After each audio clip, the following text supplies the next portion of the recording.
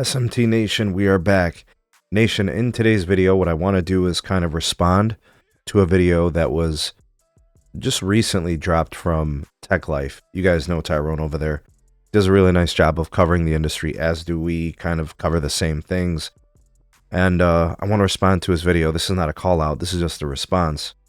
And I like being direct. I didn't, want to be passive aggressive or anything. So he was quoted within his video saying that according to Root Metrics, the carriers, Verizon, T-Mobile, AT&T, have regressed. And that's not really accurate. I want to make something very clear in my position here. I'm replying or responding to the content in his video. This is not personal against anything relative to Tyrone, and utmost respect to Tyrone. But to say that they're regressing would imply that their networks are getting worse. So I want to respond to this. So here's my position. When I look at the scores from the first half of 2024, I see really good scores from all three carriers on a national scale. These networks have never been better. 97.3 from Verizon. They took the best score, national score, on Root Metrics in the first half of 24. AT&T was very close at 97.1, and then T-Mobile pretty close too at 95.9. The networks have never been this big. They've never been this available. They've never been this reliable. They've never been this high performing. Those are great scores, right?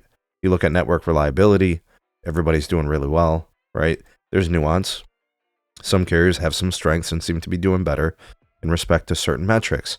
Now, when I go to the newest results, AT&T got the best score. But if you look, AT&T's best score for the year, or for the half of testing, isn't as good as it was the last time. And I think this is where Tyrone comes in with his position that they regressed. The problem is there are so many factors that could have caused this quote-unquote regression. I'm going to tell you guys why it's not really a regression. Okay, now, in and of itself, there has to be a winner. Shout out to AT&T, having the highest national testing results. And shout out to Verizon for being really, really close. And shout out to T-Mobile for being close. Guys, these networks are not regressing. These networks have never been better. There are different reasons why these scores aren't as high as they were last half. There's new markets in the Root Metrics testing. New cities that were added and cities that were removed. That's going to impact scores. I think also with respect to like population dynamics and shifting and densities, that stuff changes from year to year too. Don't forget about market share, right? That can change from market to market. I think some routes are also not like a slam dunk guarantee that they're going to take them again and repeat them again. I'm sure they try to do their best to be as close as possible. What if traffic reroutes them? Or what if the state testing route changed because of some modification to the routes? Or the GPS system or something. What if there's tower site changes, right, with respect to density and rebuilds and I thought about some of the things like sector strain, or maybe there's an event happening at a particular location that wasn't there the last time they tested. What if there's new businesses? What if there's a new venue? What if there's something going on that day, that afternoon when they decided to drive by? Or they went into a location where something was going on and it impacted results. And that's not even before you start to thinking about fixed wireless access, which the networks have more, usage on them from the 5G home internet more than ever. You get these really sudden and random pulls of capacity pulled off the network that could create latency spikes, right? So like unloaded latencies, loaded latencies all start to kind of spike because these are shared resources on the network, especially Verizon and T-Mobile have been growing share in that space. Those latency spikes are real. I've seen it in real time. And then you got, your random sector outages, sites going down, power, fiber cuts, neighboring cells start to carry the mail, and then that impacts their usage and puts strain on the network. Guys, these networks have never been better.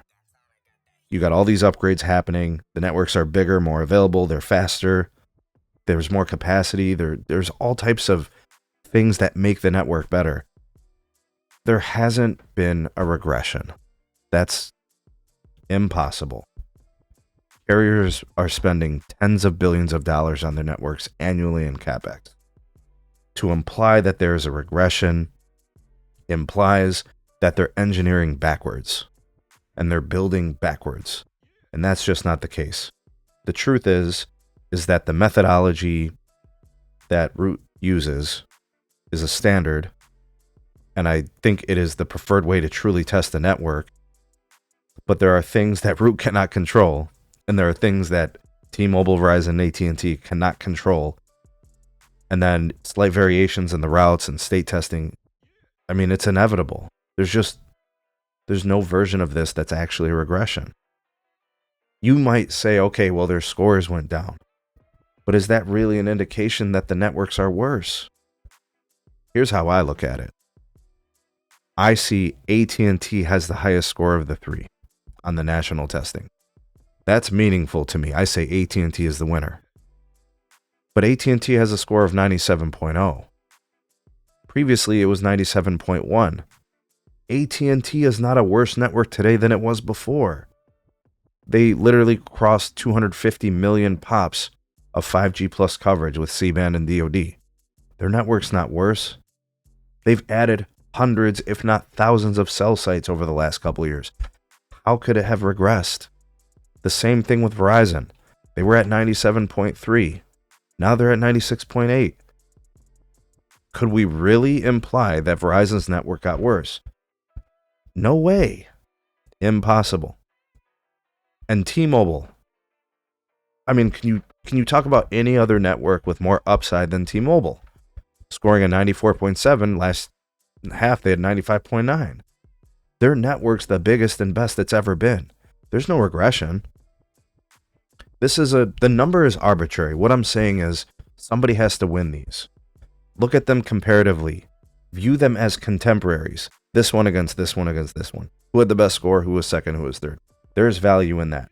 But to imply that there's a regression, I don't think that's accurate. Maybe just the way it was framed makes us think that the networks are worse. I don't think so.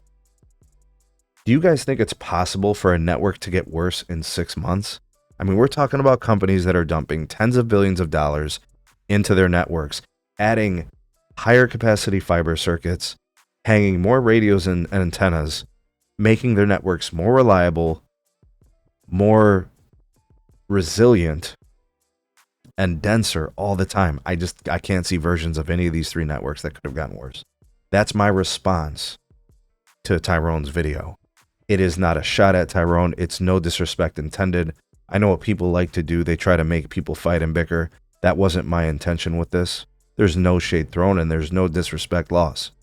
I just disagreed with his take. So I felt like responding to it. What's yours? What do you think? Do you think I present good kind of points? Do you think that Tyrone's onto something? Do you think that I'm off base, or do you think I'm on base? What's your take? Let me know. Drop me a comment in the comment section below. You're the voice of the people, the SMT Nation. Let your voice be heard.